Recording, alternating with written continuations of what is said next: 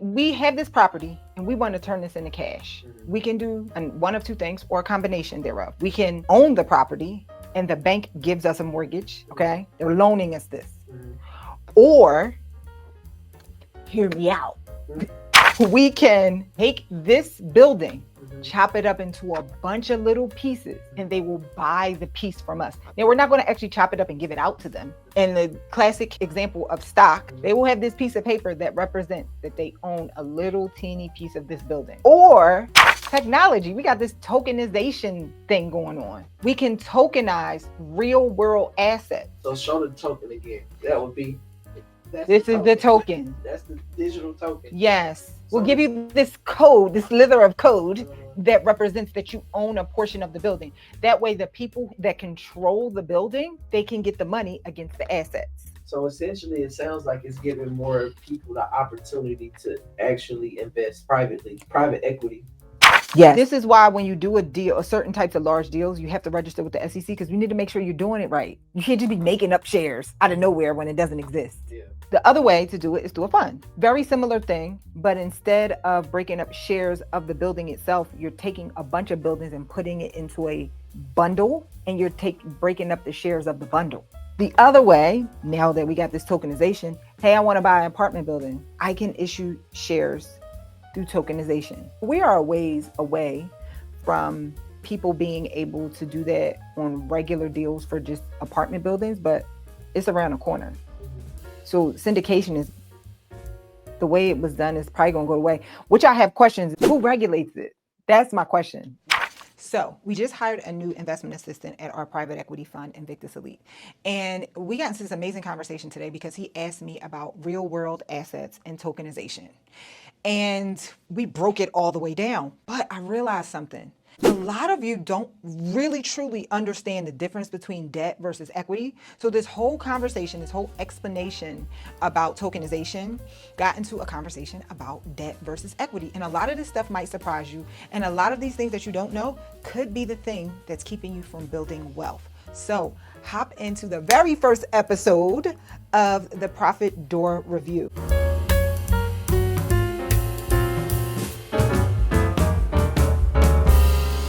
So let's talk about the stuff you sent me, to ready to wear.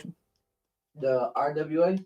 Yeah. Okay. I cannot remember RWA. Let's talk about it. All right, so that's the tokenization with the real world assets. Yeah. Okay, this is a voiceover. Brandon was far away and he was reading off a lot. It's really difficult for you to hear him, so I'm going to say what he said so you can have some context. One of the articles that I sent you, it says not to be confused with digital payments. At its core, tokenization has the potential to increase access to financial markets via opening up ownership of previously inaccessible assets, particularly for retail investors and people in emerging economies who have found it difficult to access traditional financial institutions. For example, real estate has been long one of the most desirable yet illiquid assets. High capital requirements, lengthy transaction times, geographic barriers have traditionally limited participation to select few. Tokenized real estate is fundamentally changing this dynamic by enabling fractional ownership and global access.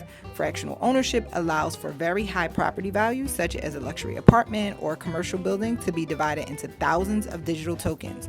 Each token represents a fractional share of the property, allowing investors to buy and sell these shares with minimal capital and unprecedented ease. The process transforms a liquid asset into a collection of liquid tradable units, allowing property owners to raise capital without selling the desired asset. And my take when I read that, this is what Brandon said. And my take when I read that, essentially, I was saying that real world assets are giving opportunities to like property owners or quote unquote owners, the ability to leverage capital. Okay, so yes and no. Leverage, I want you to be really, really careful about how you use the word leverage. Leverage is specific to debt. Right now, we use it figuratively when we talk about like, hey, I'm using this thing to get something else. And so the definition has kind of been twisted a little bit in the financial world. But the technical definition of leverage is associated with debt. But tokenization of these assets is all about equity. Equity and debt are two different things. And the reality is, you will be surprised at how many people don't understand the difference between the two. And they're actually in finance. So, leverage in a figurative sense, yes, it's leverage. It's this tool that they're using to help to raise capital, to leverage to raise capital. But it's not actual leverage itself. Leverage is associated with debt. So an asset is not a leverage. Don't associate asset with equity. Asset doesn't equal equity or debt. Asset means something that you can add to the balance sheet, because someone on the receiving side of debt, that piece of debt is an asset. So the person who actually made the loan, that piece of debt is an asset. A piece of equity that you own is an asset. So the difference, I want to, before we even go into all of this, the difference between debt and equity, I want to draw a little diagram for you, because we need to understand this before we understand ready to wear. Real world ass.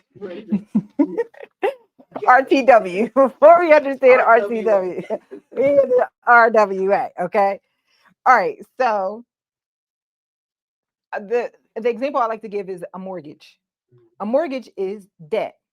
A lot of times people will say things like, if you have a mortgage on your property, you don't own it.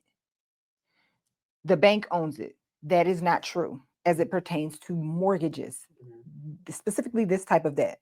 As it pertains to mortgages, that is not true. When you have a mortgage, you technically give a mortgage. You don't get a mortgage. You give a mortgage to the bank. When you buy in the United States, when you buy a property, you own it. The bank lends you money against that asset. You own it. You're actually on the deed, but they have first position lien holders. They basically say, if you don't pay this debt, this money that we're giving you is backed by this asset. So it is debt. That is leverage. Hey, I am leveraging my good credit to get a house. That is leverage. Leverage is always associated in strict financial terms with debt. Okay. The other option, I'm glad that we use a mortgage, instead of getting debt in the form of a mortgage. So now we're thinking about a single family home. Think like a big commercial property. Hey, we have this property and we want to turn this into cash. We can do one of two things or a combination thereof, but let's just act like there's two mutually exclusive things. Okay. We can own the property and the bank gives us a mortgage and they're loaning us money with this piece of land or this apartment building, this building, as the collateral that backs this 200,000, 200 million, whatever amount of money. Okay. They're loaning us this. Or, hear me out. Or we can take this building, chop it up into a bunch of little pieces, and everyone owns a little piece, and they will buy the piece from us. Now, we're not going to actually chop it up and give it out to them, because you never want to break up the money. But they will have, in the classic example of stock, they will have this piece of paper. I couldn't find a piece of paper fast enough. They will have this piece of paper that represents that they own a little teeny piece of this building. Or technology, we got this tokenization thing going on. We can tokenize real world assets. So show the token again. That would be. This is the token. That's the digital token. Yes. You can't chop our building up, but we'll give you this piece of paper that represents that you own it, not the paper. We'll give you this code, this slither of code that represents that you own a portion of the building. That way, the people who own it, that control the building, they can get the money against the assets. So essentially, it sounds like it's giving more people the opportunity to actually invest privately, private equity. Yes, so you already know that one of my big hills that I'm on right now is giving everyday people access to these private markets. And so this is potentially another way for people to get access to these assets that give huge returns that they normally wouldn't be able to do because they don't have enough money through tokenization. You can own a fraction of a building. You can own a fraction of whatever this real world asset is. I think one of the ones I was looking at is like payments. This whatever a token, the asset that backs it is payments. And even though money is not physical in 2025, it's real world asset, like payments is asset. So I have to look a little bit more to figure out exactly the inner workings of that one. But it's not just real estate. I think real estate is probably when Bitcoin first, the second time it got big in 2017, which is when it got on my radar. And I learned about tokenization. I immediately thought about tokenization of real world assets, but not for the purposes of raising capital. I thought about it for the purposes of recording transactions, deeds, real estate transactions. The beautiful thing about the tokenization process is we all, if you know how it works, is this self-correcting system where everything, the ledger gets updated. Like I can't steal anything from you unless I actually steal it from you. Like nobody can go in and fudge the details. Nobody can, it's all like, it lives in the ether no matter what. Everybody's ownership is encoded in each other's ownership. So I thought that would be I thought that recording real estate transactions, because people are stealing real estate all the time. This will be a great way for a city to get control of this very easy crime that it can get control of. But I guess if you were to do that, you would put title companies, all type of attorneys out of business overnight. So couldn't do it. But back to the conversation about debt versus equity. The other thing that people don't understand, when you have debt in the list of stakeholders who get paid in the case of something being liquidated or bankruptcy, debt holders, lien holders are always get paid first. So, for example, I worked at a company and they went bankrupt, a rental car company. So, the individuals who work for the company, like the vice president, this district regional manager, are those first to get paid out, or? So technically, no.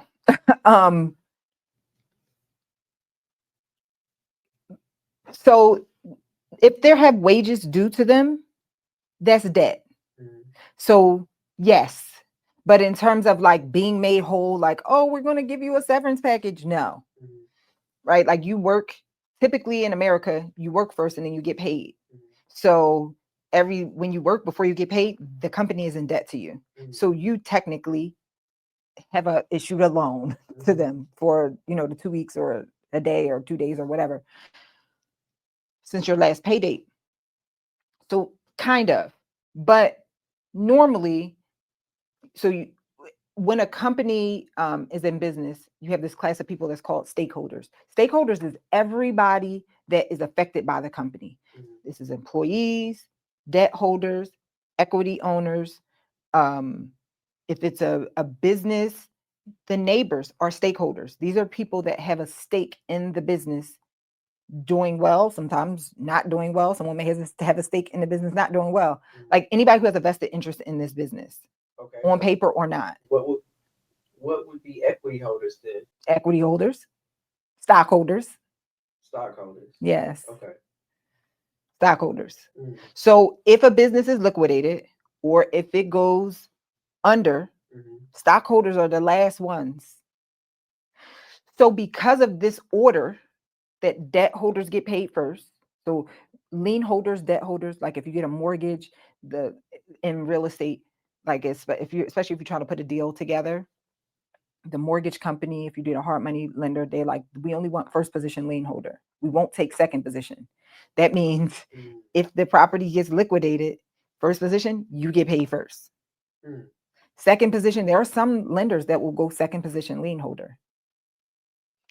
After all the debt has been paid, Then you start moving on to the equity holders. Because of this order, debt holders typically get a lower return than equity owners. Because when you're an equity owner, your ownership, anything that you own, just by owning it, you're taking the risk that the value of this thing is going to go up, down, sideways. And because you're taking an ownership risk, you're the last person to get paid. You own the thing. And in the case of this tokenization, I own this asset. So if I own this, if I decide real world asset, this mug, Nicole mug, I want to tokenize my mug. I am essentially saying, if I'm a buyer of this token, I'm essentially saying, Nicole's going to do a really good job of taking care of that mug. She's going to do such a good job that I think that the value of it is going to go up, the value of the mug itself. So because I own a portion of it, then the value of my share is going to go up.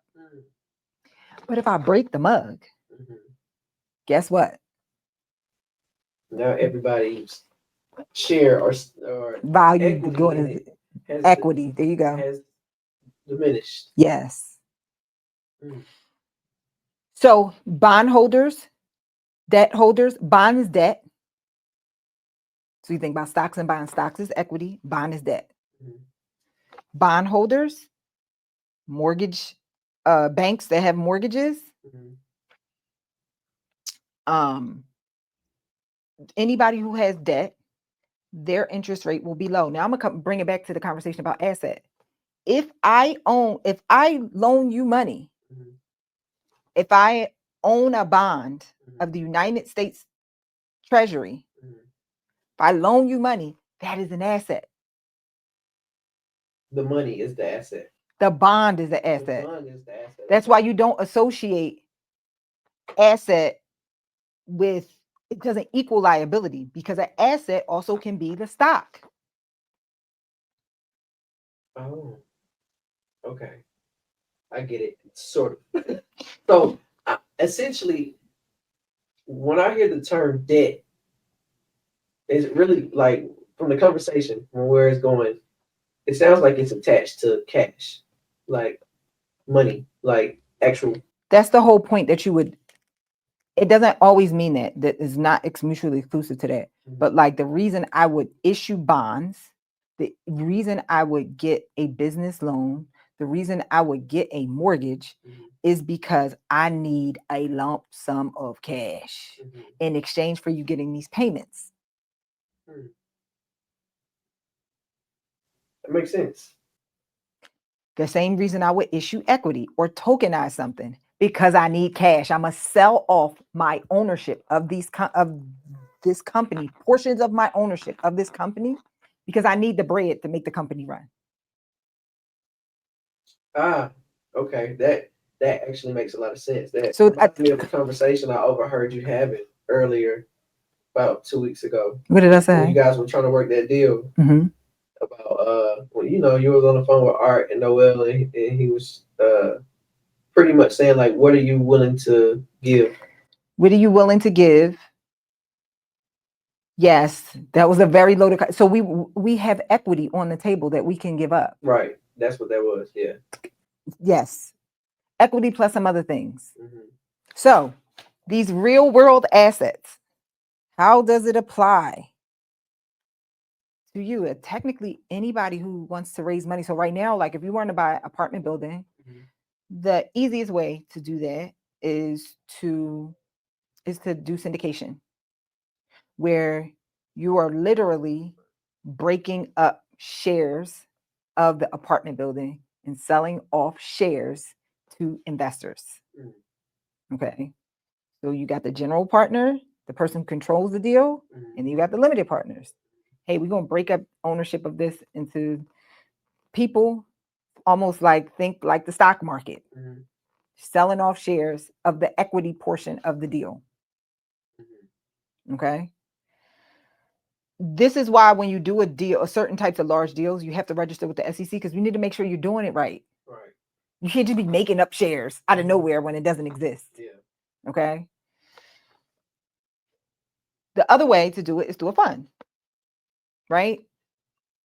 Very similar thing, but instead of breaking up shares of the building itself, you're taking a bunch of buildings and putting it into a bundle, and you're breaking up the shares of the bundle.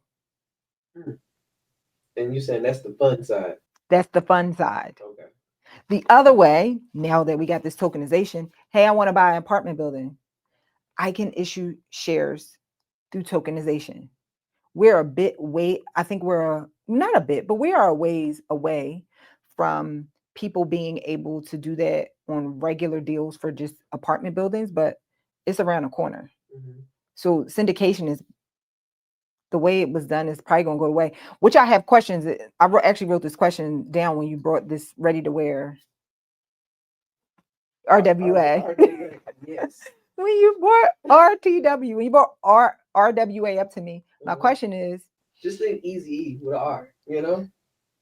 Oh, okay. I'm not going to. It's forever ingrained in my head. Is ready to wear.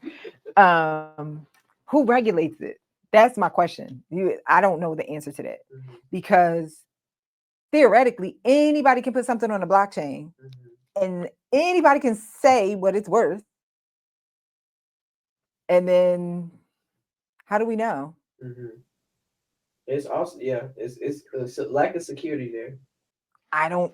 Maybe it's something I'm overlooking. I don't know. I'm not educated in that. Maybe we can Google it. Let me see who regulates who. Let's Google that. Who I would assume it would be the United States government. Regulates what department regulates RWA? There is no single regulator for real world assets. Regulation depends on the underlying asset and jurisdiction. But in the U.S., the SEC regulates tokenized securities, while the CFTC oversees certain tokenized commodities. State and local law, legal guide to real world assets. Coinbase is seeking SEC approval to trade tokenized stocks 24/7. Bakkt Finance announced X stocks tokenized equities available via Kraken and Solana. But who regulates it? Who regulates real estate? If they're trying to do it, real estate is being fractionalized on blockchains, but who is regulating it? I know who is regulating it. What is tokenization? Okay, I know what that is. We already know what this is. Yeah, if y'all know the answer out there. Question of the day. Who's regulating? Like, who's regulating? Because if it's not regulated, listen, all you scammers, go ahead. Go before they catch you. Go. Put your nonsense up on there and sell your fake apartment buildings that have no value. I think that's where the loophole is right now before they can really do a hard lunch on it, because they've experienced that with all of these quote unquote meme coins, where a meme coin will come out and they'll rug pull it, and essentially when it comes out, they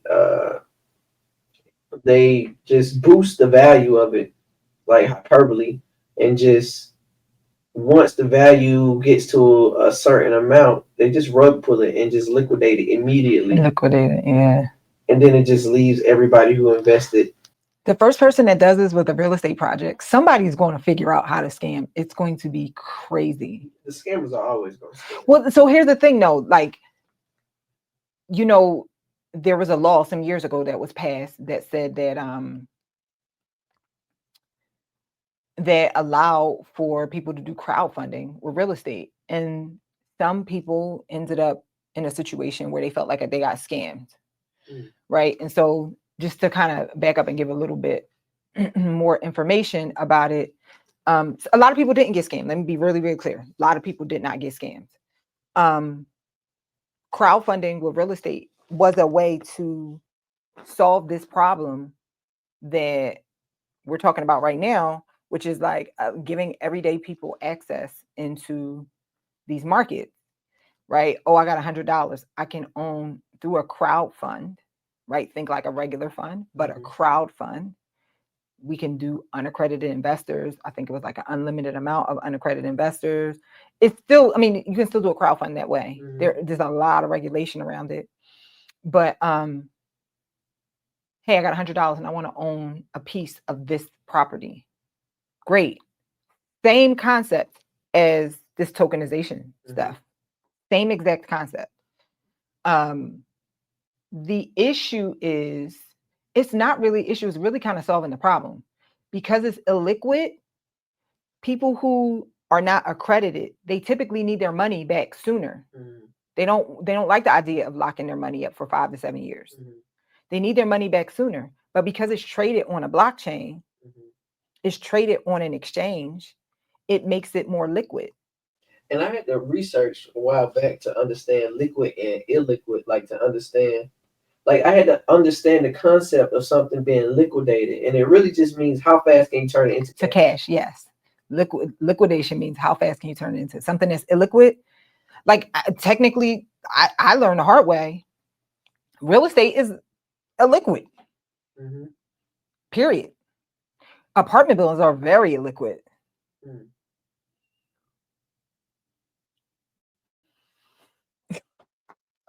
But so now it's going.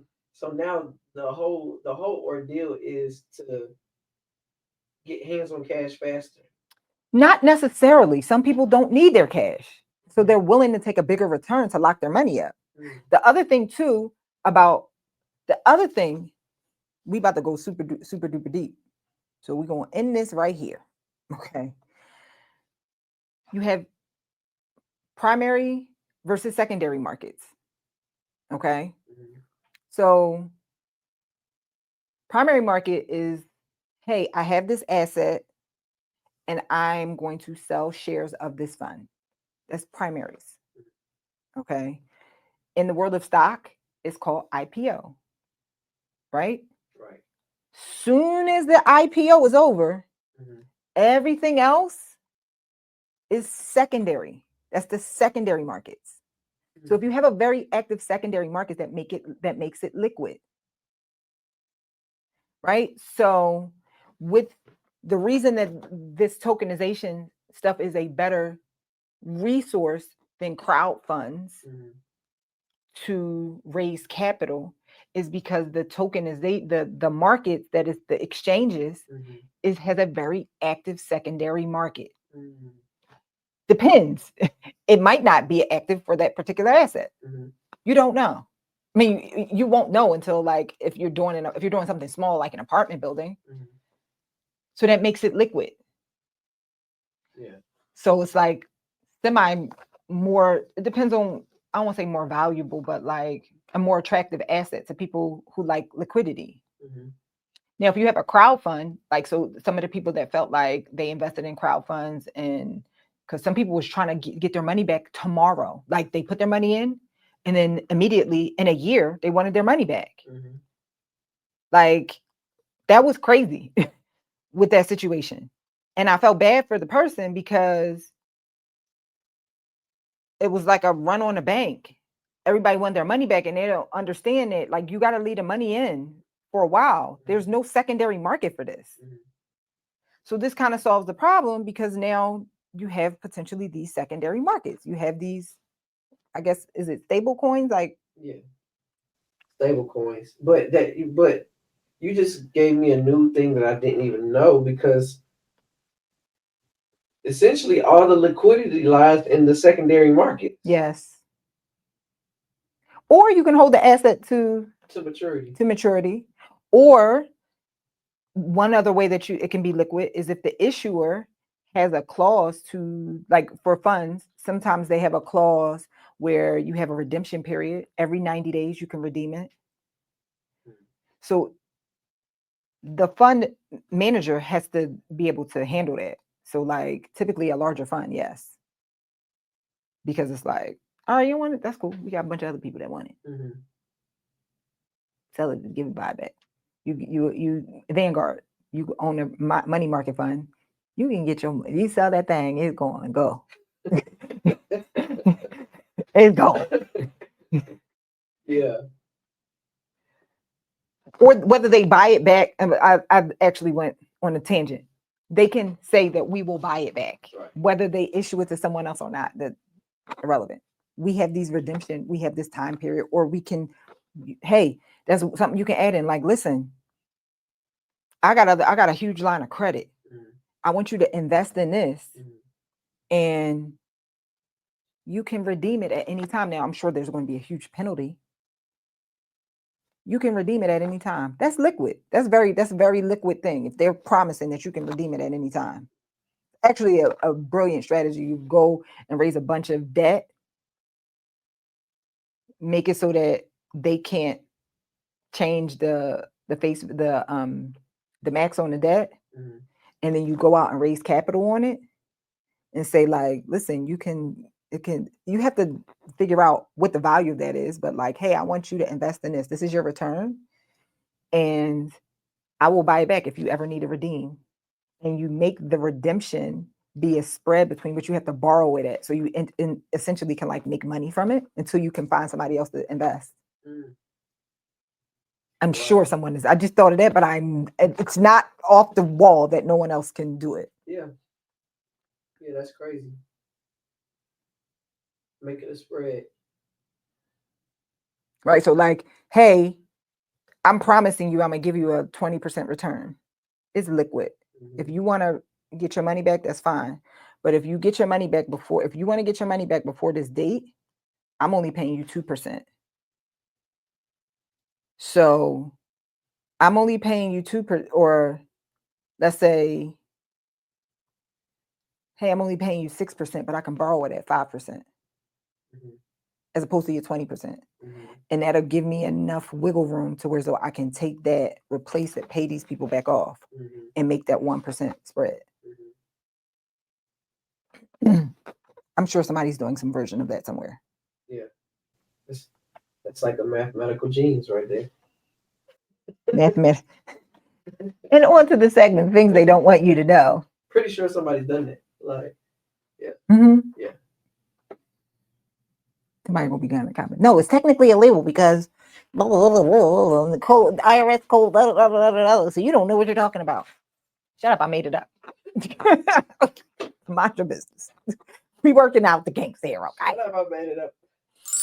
If you want to learn more about some of this stuff and you want it broken all the way down, don't worry. I have a bomb training for you. It's called the 7 Hidden Wealth Keys, where I break down some complex stuff and just make it easy for you to understand the stuff that they don't want you to know. They don't want you to understand. Again, we're taking our power back. And go down below and register for the next training, the 7 Hidden Wealth Keys. It's going to blow your mind.